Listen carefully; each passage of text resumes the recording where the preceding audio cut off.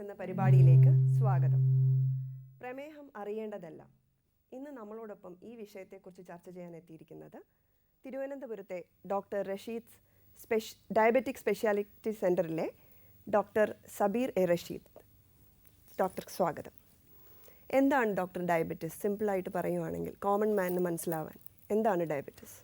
Okay, നമുക്ക് പ്രമേഹം എന്താണ് എന്നുള്ളതാണ് ചോദ്യം. അപ്പോൾ നമുക്ക് പ്രമേഹം എന്താണെന്ന് ഒറ്റവാക്കി ചോദിച്ചു കഴിഞ്ഞാൽ എനിക്കൊരു പക്ഷേ അതിൻ്റെ മറുപടിയായിട്ട് മണിക്കൂറുകളോളം പറയുവാനായിട്ട് കാണും. പക്ഷേ ഞാൻ പ്രേക്ഷകർക്ക് മനസ്സിലാക്കുവാനായിട്ട് ഒരു വ്യക്തിയെ നമുക്ക് പ്രമേഹ രോഗി എന്ന് നിർവചിക്കുവാനുള്ള അടിസ്ഥാന ഘടകം എന്താണെന്ന് നമുക്ക് പറയാം.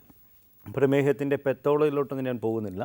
നമുക്ക് പ്രേക്ഷകർക്ക് മനസ്സിലാകുക എന്നുള്ളതാണല്ലോ നമ്മുടെ ലക്ഷ്യം. അപ്പോൾ ഒരു വ്യക്തിയെ പ്രമേഹ രോഗിയെ നിർവചിക്കുവാൻ, അപ്പോൾ സാധാരണ ഒരു വ്യക്തി, അത് ഞാനായിട്ട് താങ്കളാകട്ടെ, നമ്മുടെ പ്രമേഹ രോഗിയെ നിർവചിക്കണമെങ്കിൽ ആ വ്യക്തിയുടെ രക്തത്തിലെ ഗ്ലൂക്കോസിൻ്റെ അളവ് വർദ്ധിക്കണം. അതായത് പ്രമേഹ രോഗം എന്ന് പറയുന്നത് ഒരു വ്യക്തിയുടെ രക്തത്തിലെ ഗ്ലൂക്കോസിൻ്റെ അളവ് വർദ്ധിക്കുന്ന അവസ്ഥയാണ് പ്രമേഹം. ഇനി ഏതിൽ കൂടുതൽ വർദ്ധിക്കുമ്പോഴാണ് ഒരു വ്യക്തി പ്രമേഹ രോഗിയെന്ന് നമുക്ക് പറയുന്നത് നോക്കാം. സാധാരണഗതിയിൽ ഒരു വ്യക്തിയുടെ രക്തത്തിലെ ഗ്ലൂക്കോസിൻ്റെ അളവ് വെറും വയറ്റിൽ 100-ൽ താഴെയും ആഹാരം കഴിച്ച് 2 മണിക്കൂറാകുമ്പോൾ 140-ൽ താഴെയാണ് വരേണ്ടത്. പക്ഷേ ഒരു വ്യക്തിയെ പ്രമേഹ രോഗിയെ നിർവചിക്കണമെങ്കിൽ ആ വ്യക്തിയുടെ രക്തത്തിലെ ഗ്ലൂക്കോസിൻ്റെ അളവ് വെറും വയറ്റിൽ ഉദ്ദേശിക്കുന്ന ഏറ്റവും ചുരുങ്ങിയത് 8 മണിക്കൂറെങ്കിലും ആഹാരമൊന്നും ഇല്ലാതിരിക്കുന്നൊരവസ്ഥയാണ് വെറും വയറ്റിൽ. ഉദാഹരണത്തിന് നമ്മൾ രാത്രി ആഹാരം കഴിച്ചിട്ട് കിടക്കുന്നു, ഉറങ്ങിയതിന് ശേഷം രാവിലെ എഴുന്നേറ്റുടഞ്ഞ് മറ്റാഹാരമൊന്നും കഴിക്കാതെ, ഈവൻ ചായയോ ഒന്നും കുടിക്കാതെ ആ വെറും വയറ്റിൽ നോക്കുന്ന മിനിമം 8 മണിക്കൂറോ 8 മുതൽ 12 മണിക്കൂർ വരെയുള്ള ഒരു ഡ്യൂറേഷനാണ്. ആ സമയത്ത് രക്തത്തിലെ ഗ്ലൂക്കോസിൻ്റെ അളവ് എപ്പോഴാണോ ഒരു വ്യക്തിയുടെ രക്തത്തിലെ ഗ്ലൂക്കോസിൻ്റെ അളവ് 126 അതിൽ കൂടുകയോ ചെയ്യുക. ഇതിനെന്തെങ്കിലും ലക്ഷണങ്ങൾ കാണിക്കാറുണ്ടോ? ഉണ്ട്. എനിക്ക് തോന്നുന്നു ഞാൻ ഇതൊന്ന് കംപ്ലീറ്റ് ചെയ്തിട്ട് ഞാൻ ലക്ഷണങ്ങൾ വിട്ട് വരാം. അപ്പം വെറും വയറ്റിൽ 126 അതിൽ കൂടുകയാകുക, അല്ല ആഹാരം കഴിച്ച് 2 മണിക്കൂറാകുമ്പോൾ 200 അതിൽ കൂടുകയായാൽ ആ വ്യക്തിയെ നമുക്ക് പ്രമേഹ രോഗിയെ നിർവചിക്കാം. അതായത് ഞാൻ ഒന്നുകൂടി പറയാം, ഒരു വ്യക്തിയുടെ രക്തത്തിലെ ഗ്ലൂക്കോസിൻ്റെ അളവ് വെറും വയറ്റിൽ 126 അതിൽ കൂടുകയോ ചെയ്താലും ആഹാരം കഴിച്ച് 2 മണിക്കൂറാകുമ്പോൾ 200 അതിൽ കൂടുകയോ ചെയ്താൽ ആ വ്യക്തിയെ നമുക്ക് പ്രമേഹ രോഗിയെ നിർവചിക്കാം.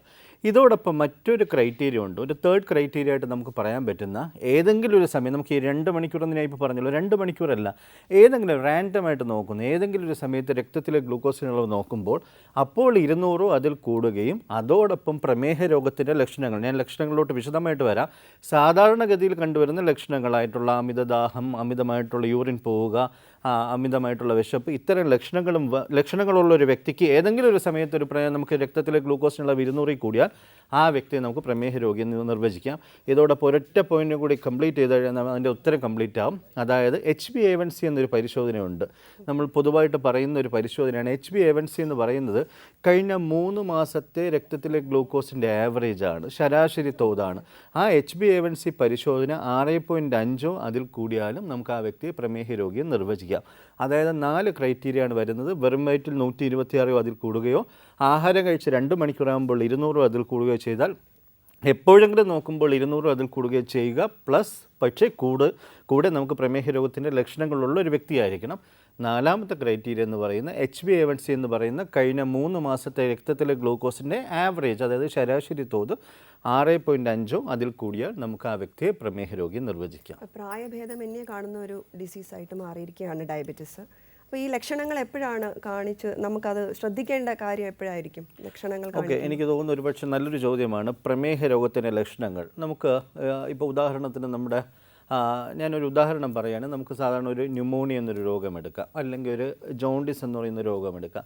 ഇതിൻ്റെയൊക്കെ ഒരു അഡ്വാൻറ്റേജ്, ലക്ഷണങ്ങളെന്ന് പറയുന്നത് ന്യൂമോണിയ പിടിപെടുന്ന ആദ്യ സമയം തൊട്ട് തന്നെ ലക്ഷണങ്ങൾ വരും. ഉദാഹരണത്തിന് ലക്ഷണം എന്ന് പറയുന്ന ആ രോഗിക്ക് വരുന്ന പ്രശ്നങ്ങളെന്ന് പറയുന്ന പനിയായിരിക്കും, ചുമയുണ്ടാവാം, നെഞ്ചുവേദന ഉണ്ടാവാം, ശ്വാസതടസ്സം ഉണ്ടാവാം. അല്ലെ ജോണ്ടിസ് ആണെങ്കിൽ പനി, വയറുവേദന, അല്ലെങ്കിൽ മൂത്രത്തിൽ നിറവ്യത്യാസം, അങ്ങനെ ഒരുപാട് ലക്ഷണങ്ങളുണ്ടാകും. അപ്പോൾ ഇത്തരം ലക്ഷണങ്ങൾ കണ്ടുവരുന്നു. ആ രോഗി ഡോക്ടറെ കാണുന്നു, ഡോക്ടർ പരിശോധിക്കുന്നു, ലാബ് പരിശോധന നടത്തുന്നു, ജോണ്ടിസ് എന്നോ ന്യൂമോണിയ എന്നോ അല്ലെ എക്സ്റേ എടുക്കുന്നു, നമുക്ക് ഉറപ്പുവരുത്താം. പക്ഷേ പ്രമേഹം, രക്തസമ്മർദ്ദം പോലുള്ള ജീവിതശൈലി രോഗങ്ങളുടെ അവസ്ഥ അതല്ല. ഇത്തരം രോഗങ്ങൾ വർഷങ്ങളോളം ലക്ഷണങ്ങളില്ലാതെ ചിലപ്പോൾ കണ്ടുവരാം. ഉദാഹരണത്തിന് നമുക്ക് പലപ്പോഴും, താങ്കൾക്ക് തന്നെ അറിയായിരിക്കും, പലപ്പോഴും നമ്മുടെ തന്നെ വളരെ വേണ്ടപ്പെട്ട ആൾക്കാരോ ബന്ധുക്കളോ ഈ പ്രമേഹ രോഗം ഉണ്ടെന്ന് കണ്ടുപിടിക്കുക, ഒന്നുകിൽ അവർ ഡെന്റിസ്റ്റിൻ്റെ അടുത്ത്. നമുക്കൊരു കോൾ ഉണ്ട്. ഹലോ, കെയറിംഗ് ഹാൻഡ്സിലേക്ക് സ്വാഗതം. ഹലോ, എവിടുന്നാ വിളിക്കുന്നത്? ഹലോ, ഹലോ എവിടുന്നാ വിളിക്കുന്നത്? ഹലോ എവിടുന്നാ സംസാരിക്കുന്നത്? ഹലോ ഹലോ, സംസാരിച്ചോളൂ, കേൾക്കാം. ഹലോ സംസാരിച്ചോളൂ, എവിടുന്നാ സംസാരിക്കുന്നത്? കേൾക്കാനുണ്ടോ? കേൾക്കുന്നുണ്ട്, ആ പറഞ്ഞോളൂ. ഞാന് പറഞ്ഞോളൂ. ഞാൻ 40 വയസ്സിൽ, ഇപ്പൊ എനിക്ക് ഞാൻ 63 ഡോക്ടറോട് വയസ്സാണ്. സംശയം 40 വയസ്സ് സംശയം തൊട്ട് ചോദിക്കുകയാണെങ്കിൽ ഞാൻ ഡയബറ്റിക് ഡോക്ടറോട് ആണ്. കണക്റ്റ് ചെയ്യാം. പറഞ്ഞോളൂ മാഡം. മാഡത്തിൻ്റെ പേര് ആദ്യം പറയോ. ഹലോ, മാഡത്തിൻ്റെ പേര് ആദ്യം പറയോ. എന്റെ പേര് ദേവിക. ഓക്കെ ദേവിക, എനിക്ക് ദേവിക. തോന്നുന്നു ഫോൺ അടുപ്പിച്ച് വെച്ച് സംസാരിക്കുമോ. ഞങ്ങൾക്ക് ഇവിടെ വളരെ ദൂരെ നിന്ന് സംസാരിക്കുന്ന പോലെ തോന്നുന്നു. കോഡ്ലെസ് ഫോണാണോ? അടുപ്പിച്ച് വെച്ച് സംസാരിക്കൂ. മൊബൈലാണ്. സംസാരിച്ചോളൂ. ചോദിച്ചോളൂ ദേവിക. ഞാന് 40 വയസ്സ് തൊട്ട് ഡയബറ്റിക് ടിവിയുടെ ആണ്. വോളിയം ഒന്ന് 23 കുറച്ചിട്ട് വർഷമായി. സംസാരിച്ചോളൂ. എനിക്ക് തോന്നുന്നു ദേവിക സംസാരിക്കുന്നത്. ഇപ്പൊ എനിക്ക് ഞാൻ ഇന്ത്യൻ ഇൻസ്റ്റിറ്റ്യൂട്ട് ഓഫ് ഡയബറ്റീസിലെ ട്രീറ്റ്മെന്റ് ആണ്. ഓക്കെ. ഇപ്പൊ എനിക്ക് എന്താ പ്രശ്നം എന്ന് വിചാരിച്ച, കുറച്ചു ദിവസമായിട്ട് ഞാൻ പോവാറില്ല. കൊറോണയുടെ പേടി കൊണ്ട് 1 വർഷത്തോളായിട്ട് അങ്ങോട്ട് പോവാറുണ്ടായിരുന്നില്ല. ഓക്കെ. ആ സമയത്ത് എനിക്ക് കാലില് ഇപ്പൊ മുളക് അരച്ച് തേച്ച പോലെയാണ് കാലിന്റെ 2 പാദത്തിലും. ഓക്കെ. അപ്പൊ ഇതെന്തുകൊണ്ടാണെന്നുള്ളതാണ് പിന്നെ നടക്കുമ്പോ ഒരു ബാലൻസ് പോണ പോലെ ഫീൽ ചെയ്യുന്നുണ്ട്. എനിക്ക് മനസ്സിലായി. അപ്പൊ മാഡത്തിന്റെ സംശയം ഈ മുളകരിച്ച് തേച്ച പോലെ വരുന്നു, എന്ത് ചെയ്യണം അല്ലെങ്കിൽ എന്തുകൊണ്ടാണ് എന്നുള്ളതാണോ സംശയം? എനിക്ക് എന്തുകൊണ്ടാണെന്ന് വെച്ചാൽ എനിക്ക് മനസ്സിലായി ഡയബറ്റിക് ന്യൂറോപ്പതി എന്നുള്ളതായിരിക്കാന്ന് മനസ്സിലായി. എന്താണ് ഒരു റെമഡി എന്നുള്ളതാണ്. റെമഡി. ഓക്കെ. മാഡത്തിന്റെ വയസ്സ് എത്രയുണ്ട്? 63. എത്രയാണ്? 63. എത്ര വർഷം? അതായത് 40 വയസ്സ് മുതലുണ്ട്. 23 വർഷമായി മാഡം പറഞ്ഞ അനുസരിച്ച് പ്രമേഹം അല്ലേ? 40 വയസ്സിലാണ് എനിക്ക് ഡയബറ്റീസ് തുടങ്ങിയത്. ഓക്കെ. സാധാരണഗതിയിൽ രക്തത്തിലെ ഗ്ലൂക്കോസിൻ്റെ അളവ് കൺട്രോളിലാണോ, അതായത് ബ്ലഡ് ഷുഗർ കൺട്രോളിലാണോ പൊയ്ക്കൊണ്ടിരിക്കുന്നത്? കൺട്രോളിലായിരുന്നു. ഞാൻ ഇൻസുലിൻ എടുത്തിരുന്നു. ഇപ്പോ ഇൻസുലിൻ എനിക്ക് ഒരു 11 മണിയൊക്കെ ആവുമ്പോൾ ഭയങ്കര തളർച്ച പോലെയൊക്കെ വരുന്നോണ്ട് ഇപ്പൊ ഓക്സ്ര എന്ന് പറഞ്ഞിട്ട് ഒരു മെഡിസിനാണ് എനിക്ക് ഉച്ചയ്ക്ക് കഴിക്കാനുള്ളത്. Okay madam. ഇനി ഞാൻ പറയുന്ന മാഡം ശ്രദ്ധിച്ചോളൂ. എനിക്ക് തോന്നുന്നു മാഡം ചോദിച്ച ചോദ്യം ഒരുപാട് പ്രേക്ഷകർക്ക് പ്രയോജനപ്പെടുമെന്നുള്ളതുകൊണ്ട് എല്ലാവർക്കും പ്രയോജനപ്പെടുന്ന രീതിയിലായിരിക്കും ഞാൻ ഉത്തരം പറയുന്നത്. മാഡത്തിൻ്റെ സംശയം, മാഡത്തിന് 63 വയസ്സായി, 40 വയസ്സ് മുതൽ പ്രമേഹ രോഗമുണ്ട്, 23 വർഷമായിട്ടുണ്ട്. ആദ്യകാലങ്ങളിൽ ഇൻസുലിൻ എടുത്തിരുന്നു ഷുഗർ കൺട്രോൾ ആകാതെ. പക്ഷേ രക്തത്തിലെ ഗ്ലൂക്കോസിൻ്റെ അളവ് കുറഞ്ഞ് ഹൈപ്പോഗ്ലൈസിമിയ എന്ന് പറയുന്ന പ്രശ്നം വരുന്നത് കൊണ്ട് അത് മാറ്റി ഇപ്പോൾ ഓക്സ്ര എന്ന് പറയുന്ന ഔഷധമാണ് കഴിച്ചുകൊണ്ടിരിക്കുന്നത്. ഇപ്പോഴുള്ള ബുദ്ധിമുട്ട്, കഴിഞ്ഞ കുറച്ച് നാളുകളായി കൊറോണയുടെ പ്രശ്നം കാരണം ഹോസ്പിറ്റലിലോ ഡോക്ടറുടെ അടുത്തോ കാണാൻ പോകുന്നില്ല. കാലുകളിൽ രണ്ടും മരവിപ്പും അരച്ച് തേച്ചതുപോലുള്ള നീറ്റലും ബുദ്ധിമുട്ടും വരുന്നു. എന്തുകൊണ്ടാണെന്ന് മാഡത്തിന് തന്നെ അറിയാം. ന്യൂറോപ്പതി എന്ന് പറയുന്ന ഡയബറ്റീസുമായിട്ട് ബന്ധപ്പെട്ടുള്ള പ്രശ്നമാണ്. അത് എന്ത് ചെയ്യണമെന്നുള്ളതാണ് ചോദ്യം. ഞാൻ പറയുന്നത് ശ്രദ്ധിച്ച് കേൾക്കുക മാഡം. മാഡത്തിന് അറിയാമെങ്കിലും എല്ലാ പ്രേക്ഷകർക്കും മനസ്സിലാകുവാനായിട്ട് ഞാൻ പറയുവാണ്. പ്രമേഹ രോഗത്തിന് ഒരുപാട് സങ്കീർണതകളുണ്ട്. നമ്മൾ ഈ പ്രമേഹ രോഗം ചികിത്സിക്കുക അല്ലെങ്കിൽ ബ്ലഡ് ഷുഗർ കൺട്രോളിലാക്കുക എന്ന് പ്രധാനമായിട്ട് നമ്മൾ ലക്ഷ്യം വയ്ക്കുന്നത് പ്രമേഹത്തിൻ്റെ സങ്കീർണതകളായ ഹൃദയാഘാതം, പക്ഷാഘാതം അഥവാ സ്ട്രോക്ക്, കിഡ്നിയെ ബാധിക്കുന്നു, കാഴ്ചയെ ബാധിക്കുന്നു, നമ്മുടെ ലൈംഗിക ശേഷിയെ ബാധിക്കുന്നു, കാലുകളിൽ ഈ മരവിപ്പും പെരുപ്പും ന്യൂറോപ്പതിയുടെ പ്രശ്നം വരുന്നു, കാലുകൾ മുറിച്ചു മാറ്റേണ്ട ഒരു സിറ്റുവേഷൻ വരുന്നു. ഇതൊക്കെ ഒഴിവാക്കുന്നതിലേക്കോ ഇതൊക്കെ തടയുന്നതിലേക്കോ അല്ലെങ്കിൽ പരമാവധി എത്ര കൊണ്ട് നീട്ടിക്കൊണ്ട് പോകാൻ കഴിയും അത്ര കണ്ട് നീട്ടിക്കൊണ്ട് പോകാനായിട്ടാണ്. ഇത് സാധാരണഗതിയിൽ പ്രമേഹ രോഗികൾക്ക് ഏറ്റവും കൂടുതൽ കണ്ടുവരുന്ന ഒരു സങ്കീർണതയാണ് ഡയബറ്റിക് ന്യൂറോപ്പതി, അതായത് കാലുകളിലെ നെർവ്സിനെ അഫക്റ്റ് ചെയ്യുന്ന രോഗം. അപ്പോൾ അത് സാധാരണഗതിയിൽ പ്രമേഹ രോഗമുള്ള ഏതൊരു വ്യക്തിയും, ഉദാഹരണത്തിന് നമുക്ക് അങ്ങനെ ഇത്ര വർഷം കഴിഞ്ഞെന്നോ അങ്ങനെയൊന്നുമില്ല, 3 വർഷമോ 5 വർഷമോ കഴിയുമ്പോൾ അല്ല ഏതൊരു സമയത്തും നമുക്ക് പ്രമേഹ രോഗത്തിൽ ഇത്തരം പ്രശ്നങ്ങൾ കണ്ടുവരാം. കാലുകളിലെ മരവിപ്പും പെരുപ്പും, കാലുകളിൽ കിഴപ്പ്, ഒരുപാട് പ്രശ്നങ്ങൾ. ചിലർക്ക് തീയിൽ ചവിട്ടി നിൽക്കുന്നത് പോലെ ആയിരിക്കാം, ചിലർക്ക് പിന്നെ ഐസ് പാക്കിൽ ചവിട്ടി നിൽക്കുന്ന പോലെ ആയിരിക്കും. ഒരുപാട് ബുദ്ധിമുട്ടുകൾ വരാം, കടുത്ത വേദന വരുന്ന ആൾക്കാരുണ്ട്. അപ്പോൾ മാഡത്തിന് അതിൻ്റെ ഒരു വകഭേദമാണ് വന്നിരിക്കുന്നത്. അപ്പോൾ ഈ ന്യൂറോപ്പതി എന്ന് പറയുമ്പോൾ അതിന് നമ്മൾ ശ്രദ്ധിക്കേണ്ട ചില കാര്യങ്ങളുണ്ട്. നമുക്ക് സാധാരണ ഒരു പനിയോ അല്ലെങ്കിൽ ചുമയോ അല്ലെങ്കിൽ നമുക്ക് ഒരു അസുഖം വരുന്നത് പോലെ പെട്ടെന്ന് ഒരു കോഴ്സ് മരുന്ന് കഴിച്ച് നമുക്കത് കുറയ്ക്കുവാനോ അല്ലെങ്കിൽ പൂർണ്ണമായിട്ട് മാറ്റുവാൻ കഴിയുന്ന ഒരു പ്രശ്നമല്ല അതെന്ന് മാഡം ആദ്യം മനസ്സിലാക്കുക.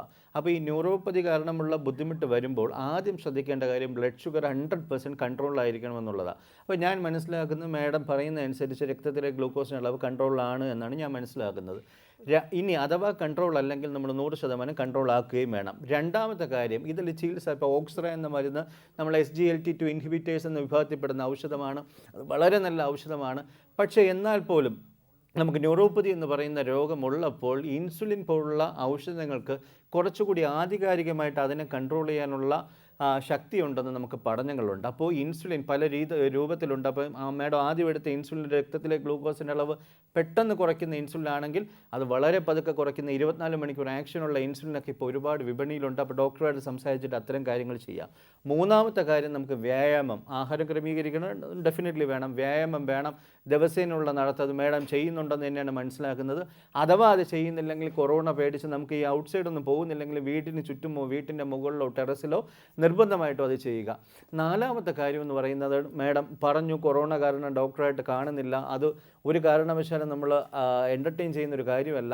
നമുക്ക് ഡെഫിനറ്റ്ലി ഡോക്ടറുമായിട്ട് അത്യാവശ്യമില്ലെങ്കിൽ നമുക്ക് ഡോക്ടറായിട്ട് കൊറോണ സമയത്ത് സ്ഥിരമായിട്ട് ഹോസ്പിറ്റലിൽ പോകേണ്ട കാര്യമില്ല. പക്ഷേ ഒരു പ്രമേഹ രോഗിയെ സംബന്ധിച്ചിടത്തോളം കൃത്യമായ ഇടവേളകളിൽ അത് ഡോക്ടറുമായിട്ട് സംസാരിക്കും. ഇപ്പോൾ ഫോണിലോ അല്ലെങ്കിൽ ഓൺലൈനോ ആയിട്ട് നിങ്ങൾക്ക് കോൺടാക്ട് ചെയ്യാനുള്ള ഓപ്ഷൻ ഉണ്ട്. ഈ കാര്യം പറയുക, മാഡത്തിനെ ചികിത്സിക്കുന്ന ഡോക്ടറെ കാണണമെന്ന് പറയുകയാണെങ്കിൽ നിർബന്ധമായിട്ടും അതിൻ്റെ നമ്മുടെ നിഷ്കർഷിക്കുന്ന നമ്മുടെ സോഷ്യൽ ഡിസ്റ്റൻസിങ്ങും മാസ്കും നമ്മുടെ ഹാൻഡ് വാഷിങ്ങും എല്ലാം മെയിൻറ്റെയിൻ ചെയ്തുകൊണ്ട് ഡോക്ടറെ കൺസൾട്ട് ചെയ്യുക. ഡോക്ടറെ പരിശോധിച്ചിട്ട് അതിൻ്റേതായ ചികിത്സ വരും. ഇതിനകത്ത് ഒരുപാട് നമുക്ക് ചികിത്സാ രീതിയിൽ ഒരുപാട് കാര്യങ്ങളുണ്ട്.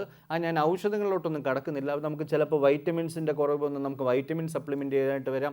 ചിലപ്പോൾ അതിൻ്റെ ഔഷധങ്ങളായ പ്രിഗവാലിൻ, ഡുലോക്സെറ്റിൻ പോലുള്ള ഔഷധങ്ങൾ വേണ്ടി വരാം.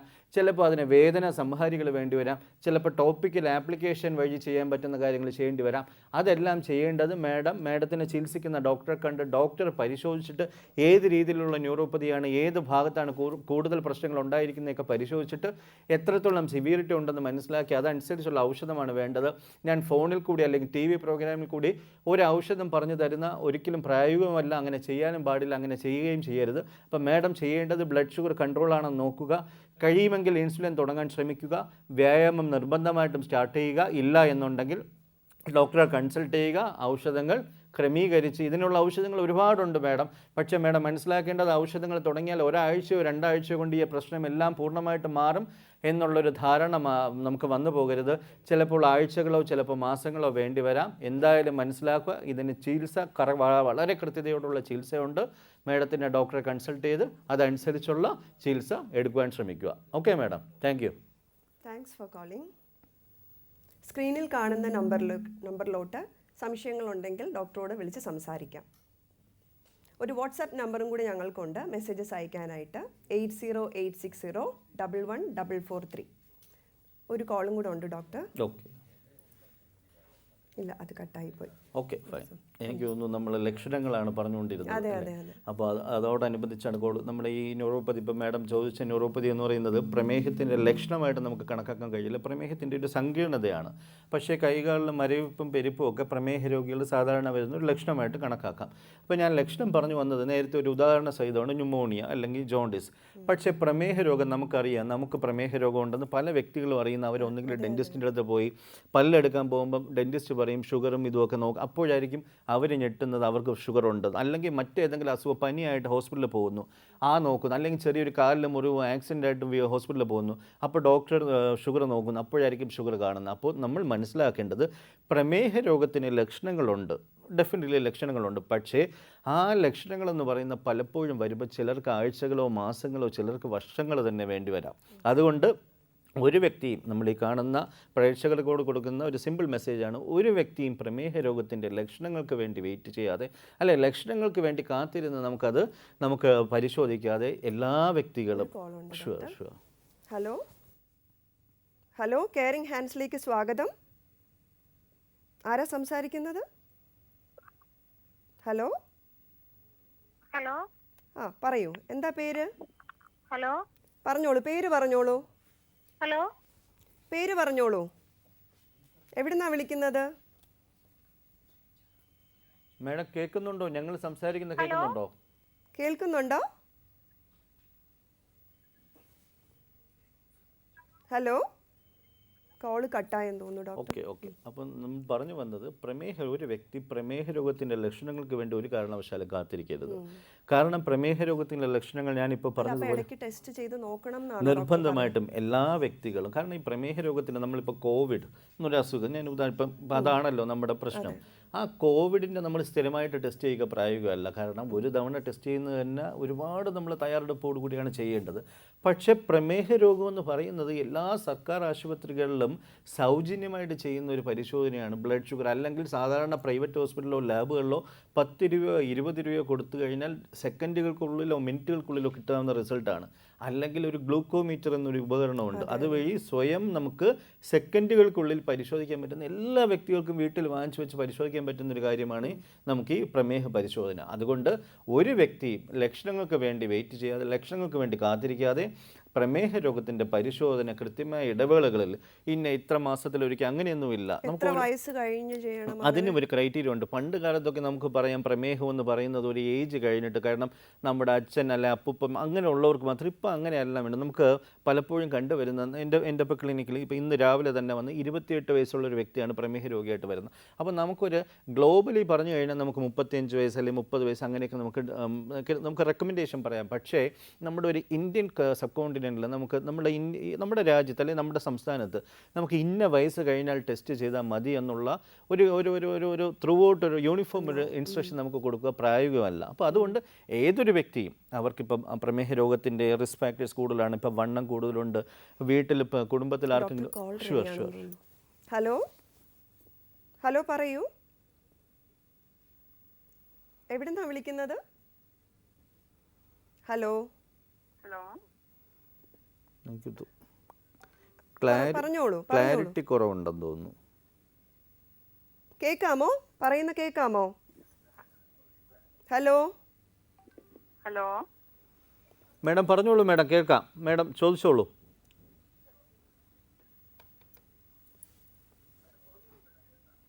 ഹലോ, ഫോണിൽ ശ്രദ്ധിച്ച് സംസാരിക്കൂ. ടി വിയിൽ ശ്രദ്ധിക്കാതെ ഫോണിൽ ശ്രദ്ധിച്ച് സംസാരിക്കൂ. കേൾക്കുന്നോ പറയുന്നത്? ഹലോ, ഡോക്ടറോട് ചോദിച്ചോളൂ, സംസാരിച്ചോളൂ. മേഡം ചോദിച്ചോളൂ, സംശയം ചോദിച്ചോളൂ. കോള് കട്ടായി. ഓക്കെ. നമ്മൾ പറഞ്ഞുകൊണ്ടിരിക്കുക എന്തായിരുന്നു? ഏത് ഏജിൽ നമ്മൾ സൂക്ഷിച്ചു അങ്ങനെ ഏജ് വൈസ് ഒരു ക്രൈറ്റീരിയ നമുക്ക് പറയേണ്ട കാര്യമില്ല. കാരണം ഇപ്പോൾ പ്രമേഹ രോഗം എന്ന് പറയുന്നത് വളരെ യുവാക്കളുടെ ഇടയിൽ വളരെ കോമൺ ആയിട്ട് പ്രമേഹം, രക്തസമ്മർദ്ദം, അമിത കൊഴുപ്പ് തുടങ്ങിയ. അതുകൊണ്ട് തന്നെ ഏതൊരു വ്യക്തി ലൈഫ് സ്റ്റൈൽ ജീവിതശൈലി രോഗമാണല്ലോ. അപ്പോൾ അവരുടെ ജീവിതത്തിൻ്റെ ശൈലിയിൽ വരുന്ന വ്യതിയാനമാണ് ഈ പ്രധാന പ്രശ്നം. അതുകൊണ്ട് ഏതൊരു വ്യക്തിക്കും, ഉദാഹരണത്തിന് ഇപ്പം ഒരിക്കൽ നോക്കുന്നു, ഷുഗർ ഒന്നും ഇല്ല, എല്ലാം നോർമലാണ്, അങ്ങനെയാണെങ്കിൽ അടുത്ത 3 മാസം 6 മാസം കൂടുതൽ കഴിച്ചതുകൊണ്ട് വരണം എന്നില്ലല്ലോ? ഇല്ല. സാധാരണ ഒരു വ്യക്തി ഇപ്പോൾ ഒരു ഉദാഹരണത്തിന് യാതൊരു റിസ്ക് ഫാക്ടറും ഇല്ല, അമിത വണ്ണോ ഇല്ല, മാതാപിതാക്കൾക്ക് പ്രമേഹ രോഗം ഇല്ല, ഈ അമിത കൊഴുപ്പില്ല, അമിതമായിട്ടുള്ള ബ്ലഡ് പ്രഷർ നോർമലാണ്, പുകവലി ഇല്ല, വ്യായാമമുണ്ട്. ആ വ്യക്തി ഇപ്പോൾ ഡെയിലി 5 ജിലേബി കഴിക്കുന്നു, 5 ലഡ്ഡു കഴിക്കുന്നു എന്നുകൊണ്ട് ഒരിക്കലും പ്രമേഹ രോഗം വരില്ല. പക്ഷേ ഇതെല്ലാം ഉള്ള, ഇപ്പോൾ ഉദാഹരണത്തിന് ഞാൻ എന്നെ തന്നെ പറയാം. എൻ്റെ മദർ ഡയബറ്റിക് ആണ്, എനിക്കിപ്പോൾ എനിക്കിപ്പോൾ വണ്ണം ഉണ്ട്, അല്ലെങ്കിൽ എനിക്കിപ്പോൾ നമ്മളെ വയറിൽ കൊഴുപ്പടിയുന്നുണ്ട്, അബ്ഡോമിനൽ ഒബീസിറ്റി, നമ്മൾ വളരെ ഇതായിട്ട് പറയുന്ന കുടവേർ എന്ന് പറയുന്ന പ്രശ്നമുണ്ട്, അല്ലെങ്കിൽ ബ്ലഡ് പ്രഷറുണ്ട്, അല്ലെങ്കിൽ ബ്ലഡ് കൊളസ്ട്രോളിൻ്റെ പ്രശ്നമുണ്ട്, മറ്റ് ചില ഔഷധങ്ങൾ കഴിക്കുന്നുണ്ട്, ചില വ്യക്തികൾ സ്റ്റിറോയിഡ് പോലുള്ള ഔഷധങ്ങൾ കഴിക്കുന്നുണ്ട്. അപ്പോൾ അത്തരം ആൾക്കാർക്ക് പ്രമേഹ രോഗം വരാൻ സാധ്യത വളരെ കൂടുതലാണ്. അപ്പോൾ ആ വ്യക്തികൾ ഇപ്പോൾ ലഡ്ഡുവും ജിലേബിയും കഴിക്കണമെന്ന് തന്നെ ഇല്ല. അല്ല, ചില ആൾക്കാർക്കുള്ള ഒരു മിസ്കോൺസെപ്റ്റാണ്. അതുകൊണ്ട് അവർ സാധാരണ അവരുടെ ഭക്ഷണം ഇപ്പോൾ ഇഡ്ഡലി അല്ലെങ്കിൽ ദോശ അല്ലെങ്കിൽ ചോറ് അവരെന്ത് കഴിച്ചാലും അവർക്ക് പ്രമേഹ രോഗം വരുവാനുള്ള സാധ്യത, കഴിച്ച ഉടനെ വരുമെന്നല്ല ഞാൻ ഉദ്ദേശിക്കുന്ന, അത് നമ്മുടെ കൺവേർഷനായിട്ട് വരാം, അത് ബുദ്ധിമുട്ടായിട്ട് വരാൻ സാധ്യതയുണ്ട്. ഹലോ പറഞ്ഞോളൂ, സംസാരിച്ചോളൂ. എവിടുന്നാണ് വിളിക്കുന്നത്? ഹലോ. സംസാരിച്ചോളൂ, ഡോക്ടറോട് സംസാരിച്ചോളൂ. പേര് പറയൂ. ഹലോ മേഡം, കേൾക്കാവോ? പറഞ്ഞോളൂ മേഡം, പറഞ്ഞോളൂ, കേൾക്കാം. Hello doctor. യെസ് പറയൂ മേഡം, എന്താണ് സംശയം? ചോദിക്കൂ. സംസാരിച്ചോളൂ. എന്താ പേര്? ഡോക്ടർ, എന്റെ പേര് പ്രിൻസി. ഓക്കെ. എനിക്കാണെങ്കിൽ ഷുഗർ എനിക്ക് നേരത്തെ ഇല്ലായിരുന്നു. പക്ഷെ ഇപ്പം 184 ഉണ്ട് ഷുഗർ. എനിക്ക് ദേഹം വല്ലാതെ വന്നപ്പോ പോയി നോക്കിച്ചതാണേ. ഓക്കെ. അപ്പം എന്തുവാന്ന് എനിക്ക് അറിയത്തില്ല, അങ്ങ് ഭയങ്കര തലകറക്കം. അപ്പം അത് ഇങ്ങനെ ഗുളിക വല്ലതും കഴിക്കേണ്ടതായിട്ട് വല്ലതും വരുമോ? ഓക്കെ പ്രിൻസി, ഞാൻ സംസാരിക്കുന്നത് തിരിച്ച് കേൾക്കാൻ കഴിയുന്നുണ്ടോ? നേരം വെളുക്കുന്നുണ്ടെ ഭയങ്കര പരവേഷമായിട്ടൊക്കെയാ. പരവേശമാണെന്ന് അതല്ല, ഞാൻ സംസാരിക്കുന്നത് പ്രിൻസിക്ക് കേൾക്കാൻ കഴിയുന്നുണ്ടോ? കേൾക്കാൻ പറ്റുന്നുണ്ടോ പ്രിൻസി? എനിക്ക് തോന്നുന്നു എവിടെയോ ചെറിയൊരു കൺഫ്യൂഷൻ വരുന്നു. എന്തായാലും പ്രിൻസിയുടെ സംശയം ഞാൻ ക്ലാരിറ്റിയോടുകൂടി കേട്ടില്ല. പ്രിൻസിയുടെ സംശയം എന്ന് പറയുന്നത് പ്രിൻസിക്ക് പ്രമേഹ രോഗമൊന്നും ഇല്ലായിരുന്നു, കഴിഞ്ഞ കുറച്ച് നാളുകളായിട്ട് ഒരു പ്രശ്നവും ഇല്ലായിരുന്നു. പക്ഷേ ഇപ്പോൾ ക്ഷീണവും പരവേശവും ബുദ്ധിമുട്ടും തോന്നി പോയി രക്തത്തിലെ പരിശോധന നടത്തി. അപ്പോൾ 180 കണ്ടത്. പക്ഷേ അത് ഞാൻ വെറും വയറ്റിലാണോ ആഹാരത്തിന് ശേഷമാണോ എന്നൊന്നും എനിക്ക് മനസ്സിലായിട്ടില്ല. അപ്പോൾ അത് കാരണം ഔഷധങ്ങൾ എടുക്കേണ്ട കാര്യമുണ്ടോ എന്നാണ് പ്രിൻസി ഉദ്ദേശിച്ചത്. അപ്പോൾ നമുക്ക് ഇതിനകത്ത് 1-2 കാര്യങ്ങൾ ശ്രദ്ധിക്കേണ്ടത്. ആദ്യം നമുക്ക് പ്രിൻസിയുടെ ബാക്ക്ഗ്രൗണ്ട് ഹിസ്റ്ററി വേണം. ഞാൻ പ്രിൻസി ഇപ്പോൾ കേട്ടുകൊണ്ടിരിക്കുകയാണെങ്കിൽ കേൾക്കുകയാണ് എന്ന് മനസ്സിലായിട്ടാണ് ഞാൻ സംസാരിക്കുന്നത്. ബാക്ക്ഗ്രൗണ്ട് ഹിസ്റ്ററി വേണം. പ്രിൻസിക്ക് ഇത് എത്ര കാലം കൊണ്ട് ബുദ്ധിമുട്ടാണ്, ഇത് വെറും വയറ്റിലാണോ, അങ്ങനെ ബാക്കി ആഹാരത്തിന് ശേഷമാണോ, ഒരൊറ്റ തവണ ചെക്ക് ചെയ്തപ്പോഴാണോ? സാധാരണഗതിയിൽ ഏതെങ്കിലും ഒരു സമയത്ത് പോയി ഷുഗർ നോക്കി 184 ആണെങ്കിൽ നമ്മൾ മനസ്സിലാക്കേണ്ടത്, ഞാൻ പറയുന്നത് വെറും വയറ്റിലല്ല, നമ്മൾ എപ്പോഴെങ്കിലും പരിശോധിച്ചു 184 നമ്മൾ മനസ്സിലാക്കേണ്ടത് അപ്പോഴും രക്തത്തിലെ ഗ്ലൂക്കോസിൻ്റെ അളവ് പ്രിൻസിയെ സംബന്ധിച്ച് കുറച്ച് കൂടുതലാണെന്ന് തന്നെ മനസ്സിലാക്കണം. സാധാരണഗതിയിൽ 140 താഴെയാണ് നോർമൽ. ഞാൻ പക്ഷേ പ്രിൻസി ആദ്യമേ കേട്ടിട്ടുണ്ടെങ്കിൽ മനസ്സിലാവും 200 ആയാലേ ഒരു വ്യക്തിയെ നമുക്ക് പ്രമേഹ രോഗിയെ നിർവചിക്കുവാൻ കഴിയൂ.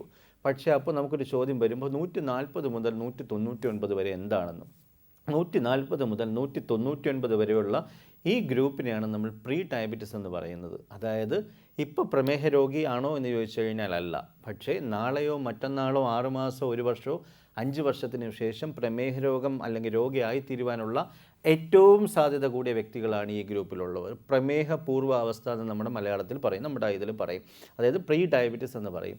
അപ്പോൾ പ്രിൻസി ആഹാരത്തിന് ശേഷമാണ് അല്ലെങ്കിൽ ഏതെങ്കിലും ഒരു സമയം വൈകിട്ടോ ഉച്ചയ്ക്കോ പോയി നോക്കി 184 ആണെങ്കിൽ പ്രിൻസിയുടെ ക്രൈറ്റീരിയ അല്ലെങ്കിൽ കാറ്റഗറൈസ് ചെയ്യേണ്ടത് പ്രീ ഡയബറ്റിസ് എന്ന് പറയുന്ന വിഭാഗത്തിലാണ്. അപ്പോൾ പ്രിൻസിക്ക് വണ്ണമുണ്ടെങ്കിൽ വണ്ണം കുറയ്ക്കണം, ആഹാരം ക്രമീകരിക്കേണ്ടി വരും, വ്യായാമം ചെയ്യേണ്ടി വരും, നമുക്ക് വിശ്രമം ആവശ്യമുണ്ടെങ്കിൽ അതെല്ലാം ചെയ്യുക. ഔഷധങ്ങൾ ഇപ്പം ആവശ്യമില്ല. പക്ഷേ ഒരൊറ്റ വാല്യൂ കൊണ്ട് മാത്രം നമുക്ക് പ്രമേഹം ഉണ്ടോ ഇല്ലയോ എന്ന് ഉറപ്പുവരുത്താൻ കഴിയില്ല. പ്രിൻസി ചെയ്യേണ്ടത് വെറും വയറ്റിൽ രാവിലെ ആഹാരം കഴിക്കാതെ പോയി ബ്ലഡ് ടെസ്റ്റ് ചെയ്യണം. ആഹാരം കഴിച്ച് 2 മണിക്കൂറാകുമ്പോൾ ചെയ്യണം. അതോടൊപ്പം പ്രിൻസി ഉണ്ടെങ്കിൽ ഒരു പേനയും പേപ്പറും എടുത്തൊന്ന് എഴുതുക. ഞാൻ ഈ പറയുന്ന പരിശോധന നിർബന്ധമായിട്ടും പരിശോധിക്കുക. HbA1c സിമ്പിളാണ്, അല്ലെ A1c എന്ന് പരിശോധിച്ചാലും മതി, A1c എന്ന് എഴുതിയാലും മതി. ആ പരിശോധന നടത്തുക. കഴിഞ്ഞ 3 മാസത്തെ രക്തത്തിലെ ഗ്ലൂക്കോസിൻ്റെ ആവറേജാണ്. അത് 5.7 താഴെയാണെങ്കിൽ ഒരു പ്രശ്നവുമില്ല. 5.7 മുതൽ 6.4 വരെയാണെങ്കിൽ മനസ്സിലാക്കുക ഞാൻ ഈ പറയുന്ന പ്രീ ഡയബറ്റിസ് കാറ്റഗറിയിലാണ്. അപ്പോൾ പ്രിൻസി ശ്രദ്ധിക്കണം, ഭാവിയിൽ പ്രമേഹ രോഗം വരാൻ സാധ്യതയുള്ളതുകൊണ്ട് ശ്രദ്ധിക്കുക. ഇനി 6.5 അതിൽ കൂടുതലാണെങ്കിൽ പ്രിൻസിയുടെ തൊട്ടടുത്തുള്ള പ്രിൻസിയെ കാണുന്ന അല്ലെങ്കിൽ പ്രിൻസിയുടെ ഫാമിലി ഡോക്ടറിനെയോ തൊട്ടടുത്തുള്ള ഗവൺമെൻറ് ഹോസ്പിറ്റലിൽ പോയി ഇത്തരം പ്രശ്നങ്ങൾ പറയുക. അവർ പരിശോധിച്ചിട്ട് അവർക്ക് അതിൻ്റെ എന്താണോ ഔഷധം വേണ്ടതുണ്ടെങ്കിൽ വേണമെന്നല്ല ഞാൻ പറയുന്നത്. ശ്രദ്ധിക്കുക. ഇനി ഒരൊറ്റ കാര്യം കൂടി ഞാൻ പറഞ്ഞോട്ടെ, വെറും വയറ്റിലാണ് ഈ 184 വന്നിട്ടുള്ളതെങ്കിൽ പ്രിൻസി, ഞാൻ പറയുന്ന ആഹാരത്തിന് ശേഷമായിട്ടുള്ള കാര്യമാണ് ആദ്യം പറഞ്ഞത്, വെറും വയറ്റിലാണ് 184 വന്നിട്ടുണ്ടെങ്കിൽ വളരെ കൂടുതലാണെന്ന് മനസ്സിലാക്കുക. 126 മതി പ്രമേഹ രോഗം നിർവചിക്കാൻ. 184 ആണെങ്കിൽ ബ്ലഡ് ഷുഗർ വളരെ കൂടുതലാണ്. എത്രയും വേഗം തൊട്ടടുത്തുള്ള ഹോസ്പിറ്റലിൽ പോയി ഈ കാര്യം ഡിസ്കസ് ചെയ്ത് അതനുസരിച്ച് മോഡിഫൈ ചെയ്യുക. Okay Princy, fine. Hello doctor, നമുക്കൊരു കോളും കൂടെ ഉണ്ട്. Okay sure. ഹലോ, സംസാരിച്ചോളൂ. എവിടുന്നാ വിളിക്കുന്നത്? ഹലോ. സംസാരിച്ചോളൂ. എന്താ പേര് പറയൂ. ഇതിപ്പോ നേരത്തെ വിളിച്ചതായിരുന്നു, കണക്ട് ചെയ്ത് കട്ടായിരുന്നു. ആയിക്കോട്ടെ, ഡോക്ടറോട് ചോദിച്ചു. പറഞ്ഞോളൂ സാർ, പറഞ്ഞോളൂ. എന്താണ് സംശയം? പറയുന്നത് കേൾക്കാവോ? കേൾക്കാം. പറഞ്ഞോളൂ സാർ. പറയുന്നത് കേൾക്കാൻ പറ്റുമോ? കേൾക്കുന്നുണ്ട് സാർ. ഞാൻ പറയുന്ന സാറിന് കേൾക്കാൻ കഴിയുന്നുണ്ടോ?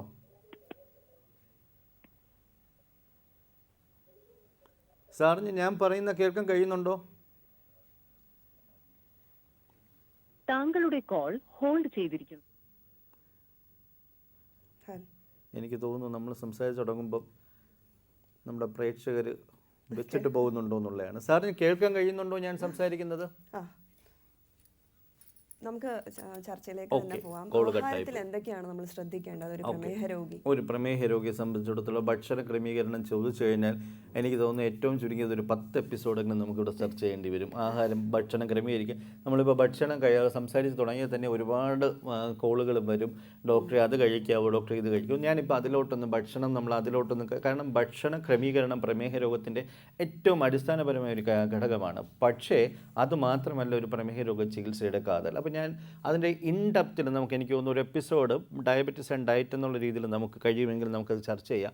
പക്ഷേ ഞാൻ ഇന്നിപ്പോൾ ഒരൊറ്റ 2-3 വാക്കിൽ ഞാനത് അവസാനിപ്പിക്കും. പണ്ട് കാലത്ത് പ്രമേഹ രോഗികൾക്ക് മാത്രമായിട്ടൊരു ഡയബറ്റിസ് ഡയറ്റ് എന്നൊരു കോൺസെപ്റ്റ് ഉണ്ടായിരുന്നു, വളരെ പണ്ട്. എന്നാൽ ഇപ്പം അങ്ങനെയില്ല.